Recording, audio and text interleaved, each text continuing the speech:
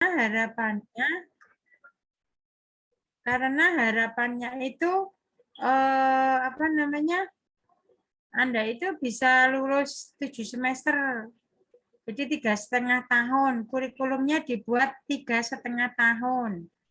Jadi bukan 4 tahun harapannya. Sehingga Anda nanti semester 6 itu sudah merencanakan untuk apa istilahnya mengajukan judul lah. Cuman Ibu mengharapkan apa namanya, kalian sudah punya apa namanya rencana judul skripsimu ya. Jadi seluruh mahasiswa S1, S2 maupun S3 itu, S1 itu dia dikatakan lulus tepat waktu bukan karena IP-nya tinggi, bukan karena IP-nya di atas 3,5, bukan dikatakan lulus tepat waktu itu bukan karena kumlot gitu ya, tetapi karena selesai skripsinya. Jadi bukan karena IP-nya tinggi loh ya, tapi karena selesai skripsinya. Jangan meniru kakak tingkatmu yang IP-nya tinggi, tapi skripsinya belum selesai. Nah, itu berarti tidak dikatakan lulus tepat waktu. Maka harapannya adalah pada saat Anda sudah menerima materi modul metodologi penelitian ini, untuk materi Ibu yang topik sub CPMK 1 ini dengan yang kedua besok malam itu adalah membahas terkait dengan bab 1 proposal skripsimu. Oleh karena itu, Ibu mengharapkan besok malam atau mungkin nanti Anda kalau malam ini sudah punya rencana gitu ya. Misalnya kira-kira nanti judul skripsinya apa. Yang terpenting itu adalah tolong jangan ikut-ikutan temanmu. Tetapi kamu harus melihat kemampuanmu satu. Yang kedua, melihat peminatanmu. Contoh misalnya, lalu pengen apa namanya, judulnya karena peminatnya di olahraga misalnya, atau Anda yang sudah sekarang bergelut di fisiopedi, bergelut di fisiosport, berarti Anda komitmennya berarti di olahraga, di pediatri kan gitu kan. Nah, dari situ maka Anda mengumpulkan zona-zona yang berhubungan dengan pediatri atau anak-anak, zona-zona yang berhubungan dengan olahraga misalnya. Tapi kalau Anda yang misalnya ikut apa namanya yang klubnya itu klub neurologi atau klubnya muskuloskeletal, ya berarti Anda kompetensinya, kemampuannya, peminatannya dia di muskuloskeletal. Jadi jangan ikut-ikutan temanmu, aku tak ikut-ikutan kamu, jangan gitu. Tapi harus melihat ini peminatanmu itu gitu. Satu, kemampuanmu juga. Nah, hal-hal yang keterkaitannya dengan itu, maka di bab 1 ini, di topik pertama ini yang Ibu ingin sampaikan. Sehingga saya cuma berpesan,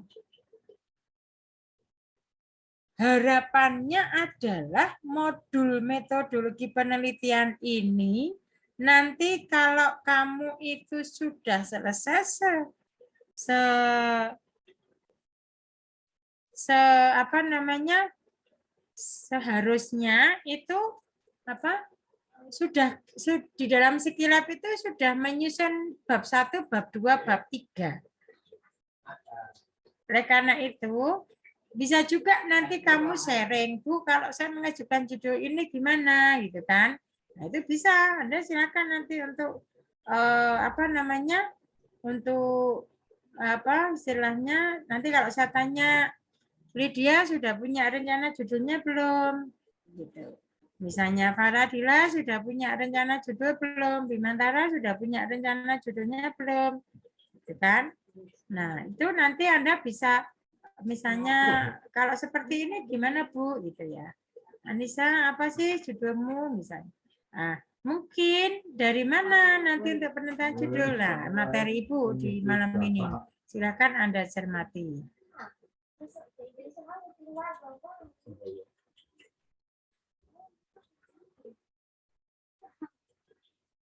Ya, jadi untuk sudah kelihatan share screen saya.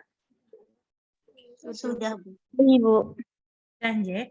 Nah, jadi untuk poin materi pertama ini yang disebut pengantar metodologi penelitian, tapi juga sampai ke latar belakang masalah kan ya Mbak Rahma ya? Ya kan? Nggih, Bu. Benar. Ya. Nggih.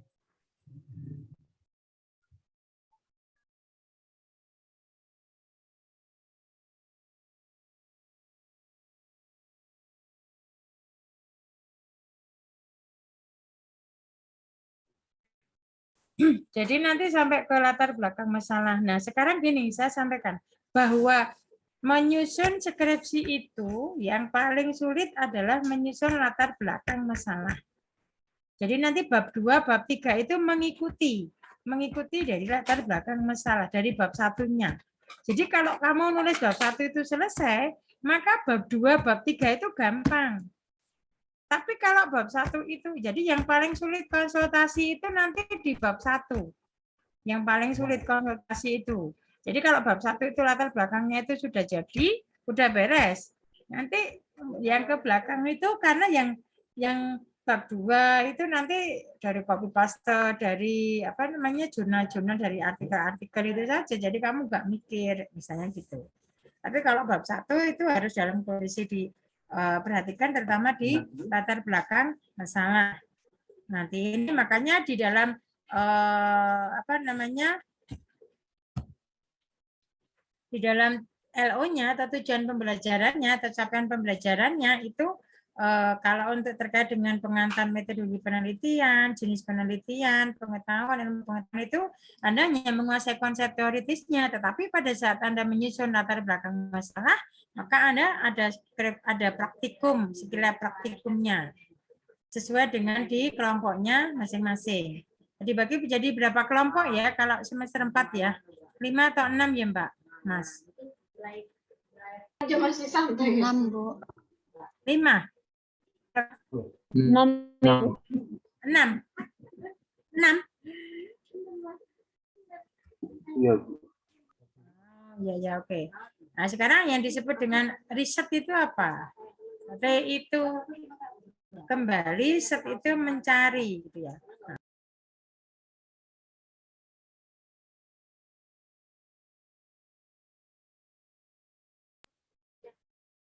Jadi pada saat kita melakukan suatu penelitian itu berarti kita melakukan suatu penyelidikan. Di mana penyelidikan itu dilakukan secara hati-hati. Hati-hatinya bagaimana?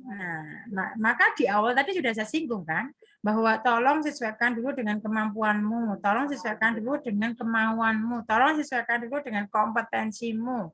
Itu berarti harus dilakukan secara hati-hati dan teratur. Kenapa teratur?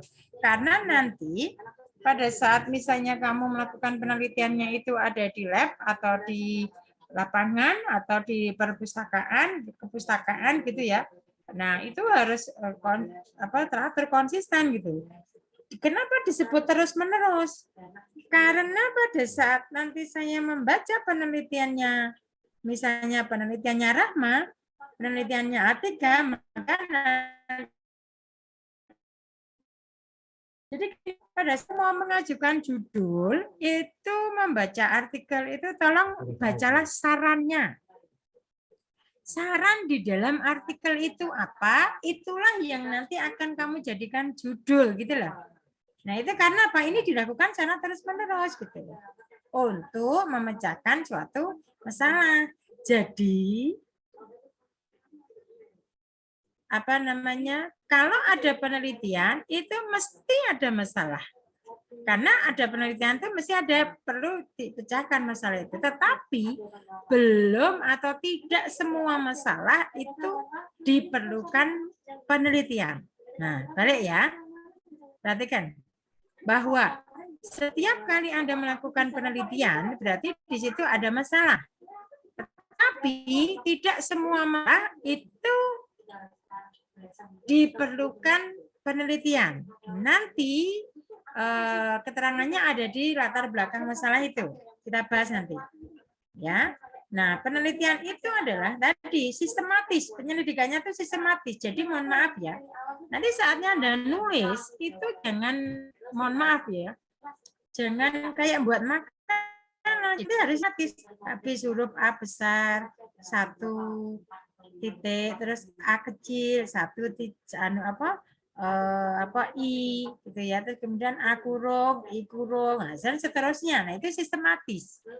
Termasuk sistematisnya juga di dalam penulisan itu enggak seenaknya sendiri. Jadi kalau proposal itu bab 1 pendahuluan, A latar belakang masalah, B rumusan masalah, C tujuan penelitian, D. Nah, itu sistematis.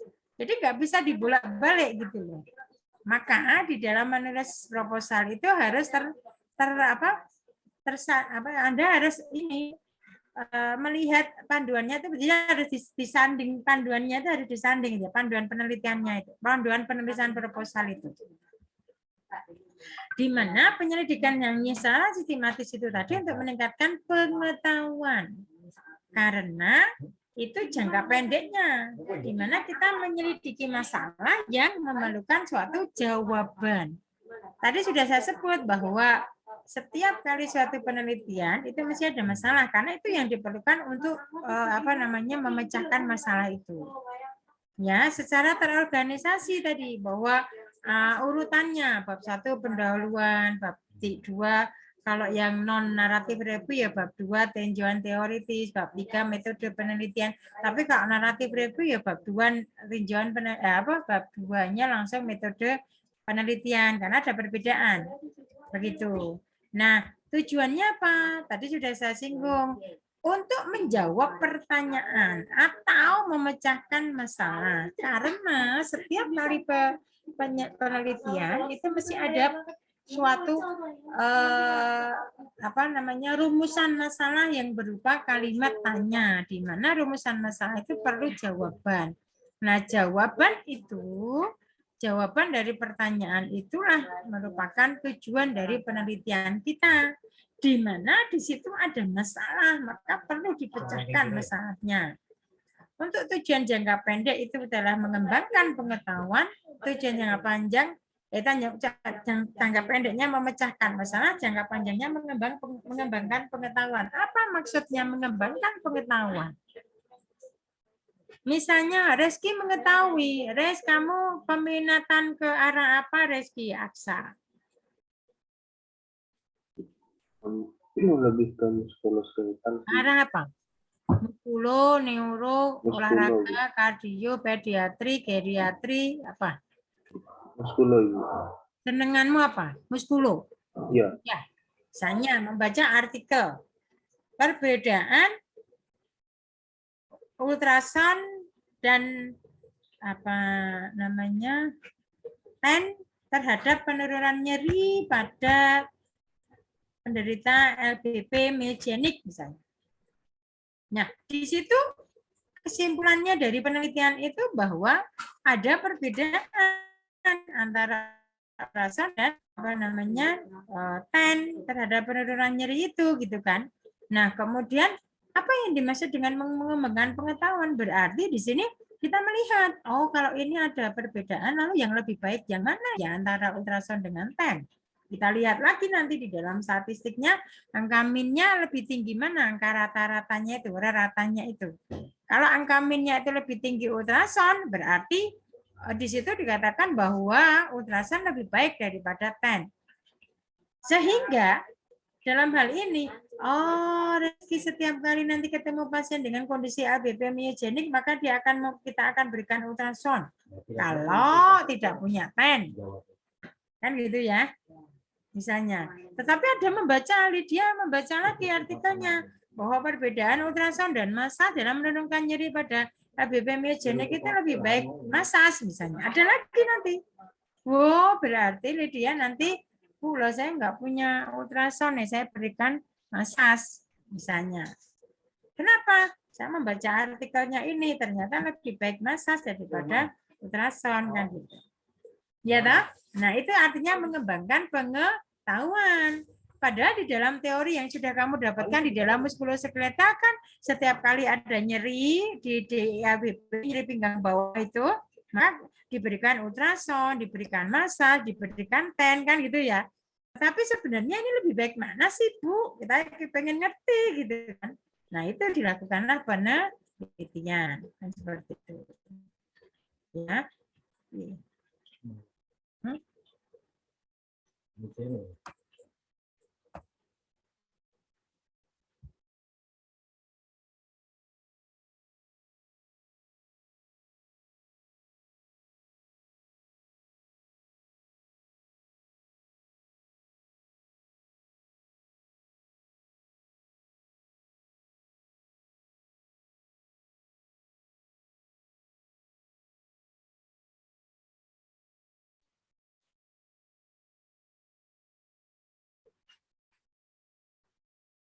Pertanyaannya adalah mengapa melakukan penelitian kan gitu kan ya.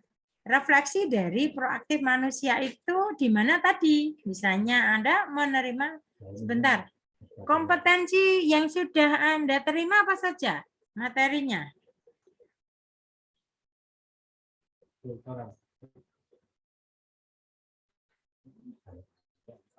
Apa saja Mohon maaf, materinya? Yang sudah diterima fisioterapi pada apa? kardiovaskuler, kardiopulmonal, saraf pusat, saraf tepi, muskuloskeletal, dan bedah, dan untuk Muskuloskeletalnya bedah atau non bedah? kalau yang ini bedah Bu, kalau yang blok 1 kemarin non bedah. Berarti sudah dua-duanya. Yang satu masih OTW Ibu. Masih jalan sekarang ya? Iya Ibu. Nah, misalnya apa namanya?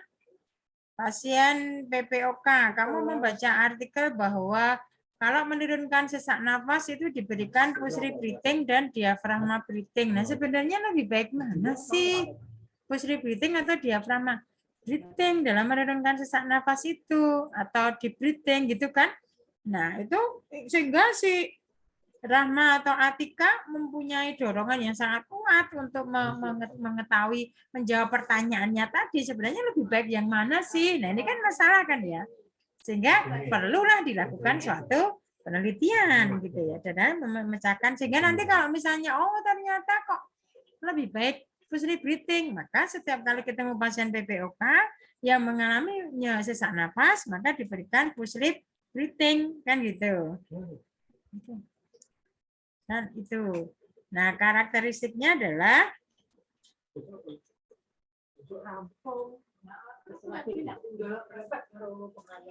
jadi karakteristiknya itu tujuannya tadi yang tujuan jangka panjang mengembangkan pengetahuan, tujuan jangka pendek pemecahan masalah. Nah, nanti kita berbicara metode penelitian itu ada di bab 3, hubungan penelitian dan ilmu atau metode penelitian secara gambaran secara umum nanti kita lanjutkan di sini metode yang tadi penyelidikan secara sistematis di mana memerlukan metode di mana itu berisi pengetahuan yang mengkaji metode yang digunakan di dalam penelitian itu. Jadi nanti kalau misalnya menulis metode penelitian itu urut-urutannya bagaimana itu ada di dalam penulisan deskripsi itu ada. Jadi tidak istilahnya mohon maaf tidak ngawur kan gitu ya.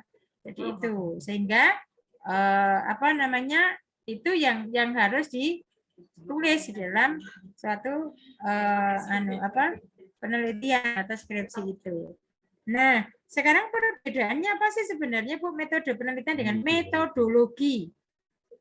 Kalau berbicara apa namanya logi itu adalah ilmu ya. Jadi osteologi ilmu yang mempelajari tentang tulang, artrologi ilmu yang mempelajari tentang sendi kan gitu kan. Miologi berarti ilmu yang mempelajari tentang otot kan gitu. Nah, sekarang metodologi berarti ilmu yang mempelajari cara untuk memahami objek penelitian karena metodologi penelitian. Nah, sedangkan objek penelitian itu sendiri bagian dari pada saat kita melakukan suatu metode penelitian itu cara kerjanya. Maka di dalam bab 3 itu harus ditulis bagaimana rencana penelitianmu, sampelnya berapa, caranya bagaimana, ini diberikan apa, diukur dulu, kemudian diberikan ini sekian minggu, seminggu sekian kali. Nah, itu merupakan nanti di dalam penulisan proposal itu di dalam metode penelitiannya. Itu ada di situ.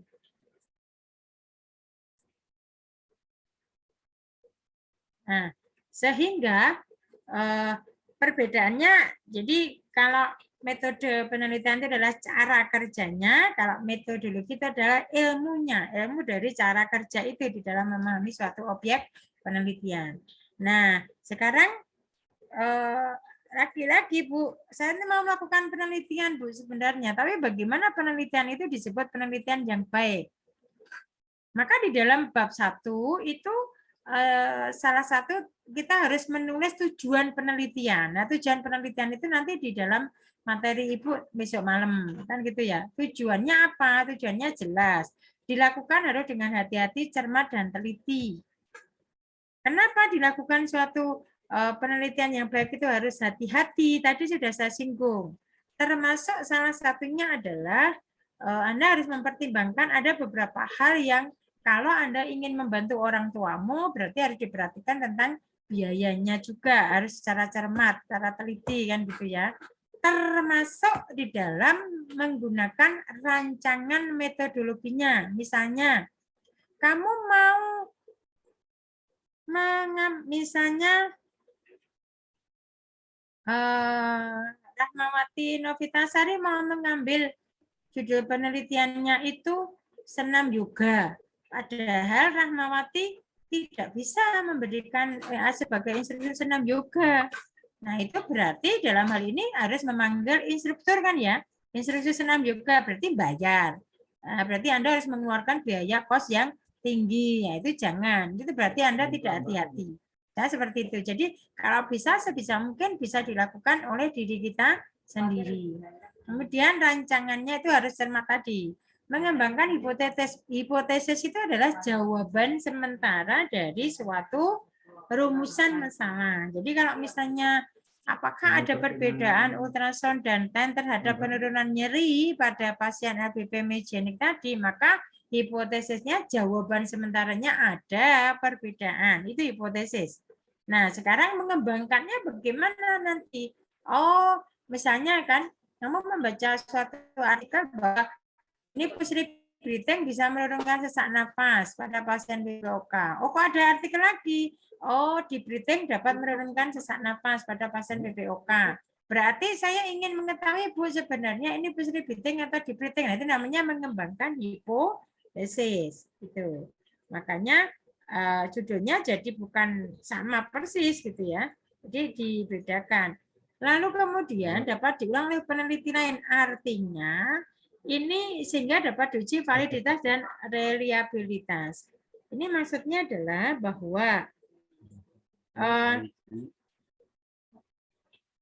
pada saat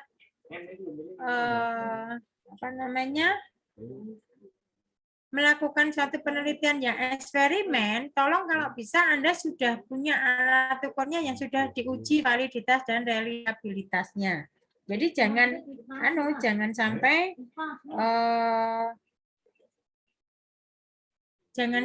nanti belum diuji itu nanti bikin lama gitu ya. Jadi itu nanti akan bikin lama. Penelitian akan lebih lama lagi. Anda tidak selesai gitu.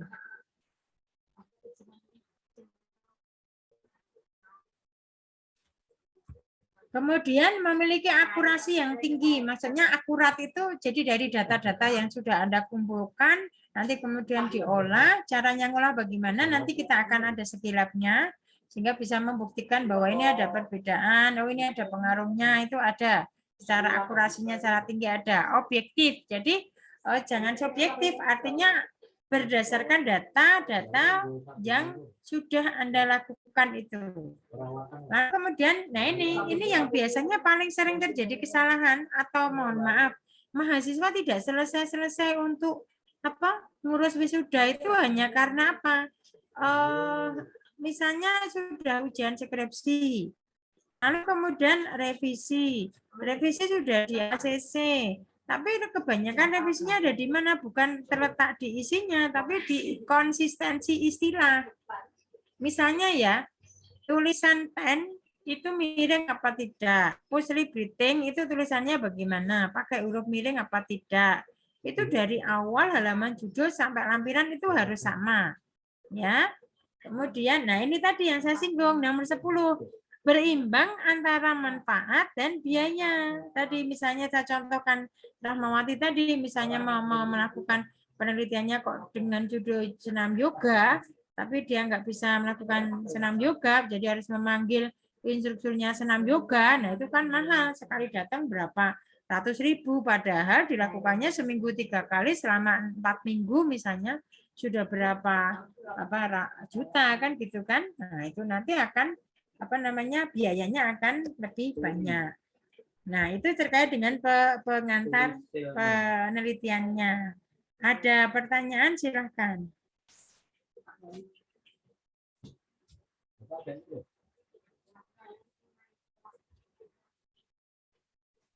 Mohon maaf Ibu, izin bertanya.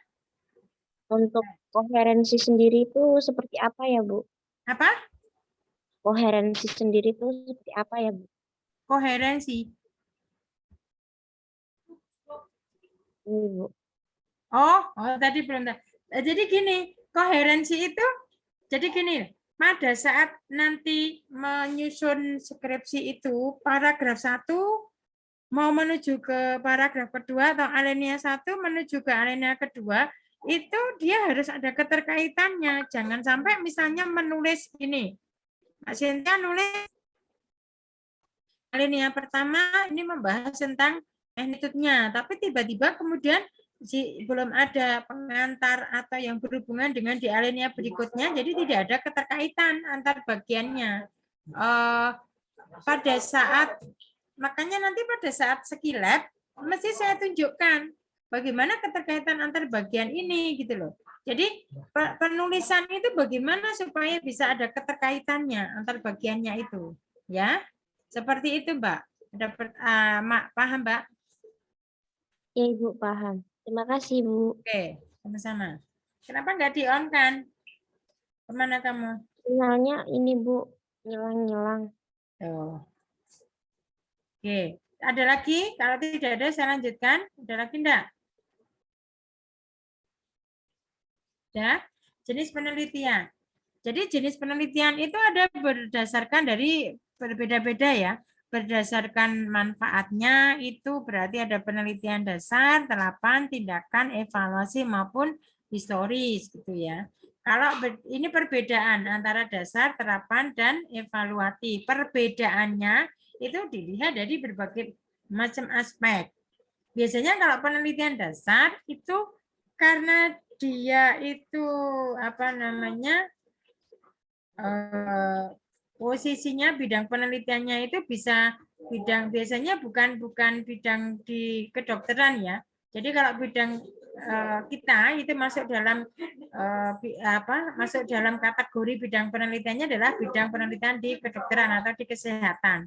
Maka lebih banyak kalau fisioterapi itu adalah penelitiannya adalah penelitian terapan, bukan penelitian dasar. Jadi bukan penelitian evaluatif gitu ya. Itu. Kemudian tujuannya seperti tadi sudah saya singgung. Jadi kalau penelitian terapan tuh menguji kegunaan teorinya. Jadi misalnya tadi loh, Anda sudah membaca suatu artikel bahwa misalnya susunan saraf pusat misalnya. Di situ ada membaca bahwa obat exercise dapat menurunkan spasisitas pada pasien stroke misalnya. Nah, itu bagaimana kita melakukan suatu pengajuan judul penelitian yang dimana keterkaitannya adalah menguji dari kegunaan teori atau artikel yang sudah kita dapatkan tadi gitu ya. Artinya bahwa di lain artikel itu si Anissa membaca bahwa ternyata di dalam menurunkan spasisitas itu tidak hanya di situ kok saya membaca bahwa pengaruh inhibisi terhadap penurunan spasisitas pada pasien stroke misalnya. Tapi ada lagi pengaruh CIMT terhadap penurunan spasisitas pada pasien stroke. Nah, bagaimana ini? Kan Anda ingin mengetahui nih kegunaan teorinya ya. Mau mengetahui sebenarnya di dalam menurunkan spasisitas itu pada saat kita memegang pasien stroke itu yang lebih tepat itu pakai apa metodenya kan gitu. Nah seperti itu sehingga nanti bisa kita gambarkan di dalam apa namanya judul penelitian yang akan kita lakukan. Kemudian generalisasi. Jadi kalau terapan umum terbatas dalam satu bidang.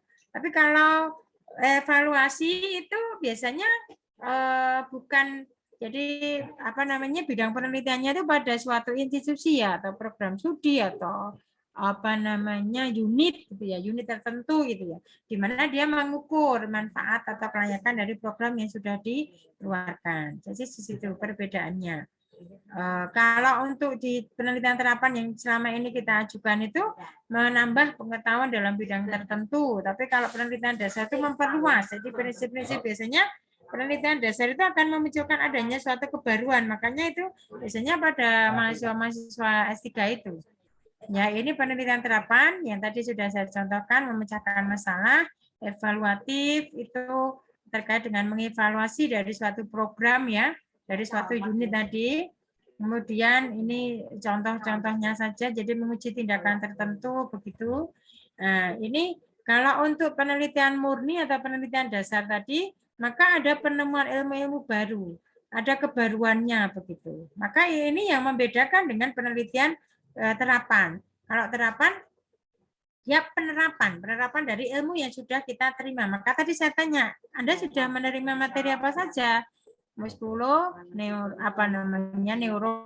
sama kardio kan gitu ya. Nah berarti bagaimana menerapkan ilmu-ilmu yang sudah Anda dapatkan itu? Nah sehingga nanti bisa menjadikan dasar kita untuk mengajukan suatu judul penelitian. Nah, kalau berdasarkan tujuannya, maka ada eksplorasi, pengembangan, dan verifikasi. Kalau eksplorasi itu adalah nanti di situ karena berdasarkan tujuannya ya, jadi menggali secara luas tentang sebab-musabab gitu. Misalnya gini, saat ini saja misalnya. Alhamdulillah mudah-mudahan nanti ke depannya juga tidak ada lagi, sudah tidak ada lagi untuk yang virus COVID-nya gitu ya. Artinya untuk pandeminya sudah segera berakhir begitu. Misalnya si apa namanya peneliti itu ingin mengetahui sebenarnya apa sih yang menyebabkan pandemi COVID ini gitu ya. Sebabnya apa? Apakah benar hanya karena sebab apa namanya virusnya COVID kan coronavirus disease gitu ya. Penyakit coronavirus itu apakah virusnya disebabkan oleh karena corona ini apakah cuma disebabkan oleh karena virus corona saja gitu ya. Maka sebab-musababnya hal-hal yang mempengaruhinya itu apa saja? Apakah ini terkaitnya kenapa kok kemarin sampai melonjak tinggi? Apakah karena prokesnya tidak diperhatikan dan sebagainya? Nah, itu namanya penelitian eksplorasi. Sedangkan verifikasi itu adalah kalau Anda membaca, misalnya seperti tadi saya singgung ya, Anda membaca artikel bahwa pengaruh SWD terhadap penurunan nyeri pada misalnya nih pada osteoartritis knee, padahal di dalam perkembangan ilmunya yang sekarang SWD itu di dalam penerapan untuk osteoartritis ini sudah tidak cocok lagi gitu ya. Karena apa? Karena kita tahu bahwa kalau SWD itu kan penetrasinya dia sampai ke tulang kan ya. Pada saat kondisi di osteoartritis knee itu kan terdapat apa namanya asam hialurinnya nanti akan dia di situ akan meningkatkan kita berikan SWD akan meningkatkan asamnya itu sehingga apa yang mengakibatkan terjadinya tambah peradangannya. Nah kalau misalnya ada penelitian yang 2 tahun yang lalu 5 tahun yang lalu 7 tahun yang lalu ada judul bahwa ultrasound dapat menurunkan nyeri pada pasien FIP. Nah kamu bisa melakukan suatu verifikasi benar nggak sih gitu ya tetapi tidak dengan kondisi yang eksperimen, artinya mungkin dengan naratif review ya, NR gitu. Nah, untuk penelitian pengembangan itu adalah bahwa jelas namanya aja pengembangan berarti di situ berdasarkan tujuannya adalah menyempurnakan dari suatu masalah. Jadi apakah nanti bersifat bisa dalam kondisi mengembangkan atau menguji kalau bukan kesehatan, karena dia misalnya di non kesehatan ada memunculkan adanya suatu produk gitu ya, misalnya di ini fakultas dan teknologi misalnya, atau di VSUM misalnya. Nah itu bisa. Kalau di tempat-tempat kita ya berarti cuma mengembangkan dari apa namanya, misalnya di situ ada media pembelajaran atau, nah ini biasanya bukan perorangan gitu ya. Jadi ini kelompok gitu. Nah, kalau berdasarkan bidang ilmu, kita masuk dalam bidang ilmu kesehatan. Bidang ilmu sosial, alam, teknik, kesehatan. Kalau fisioterapi masuk dalam yang nomor 4. Sedangkan tempat penelitian saya sarankan ada sebisa mungkin, karena ini S1 berbeda dengan yang S3 gitu ya. Jadi berbeda dengan S2. Jadi kalau S1 itu saya sarankan supaya bisa membantu orang tuamu tidak mengeluarkan biaya yang banyak gitu. Jadi dihindarkan penelitian di laboratorium. Dihindari. Jadi kalau bisa penelitiannya lapangan. Maksudnya lapangan gimana, Bu?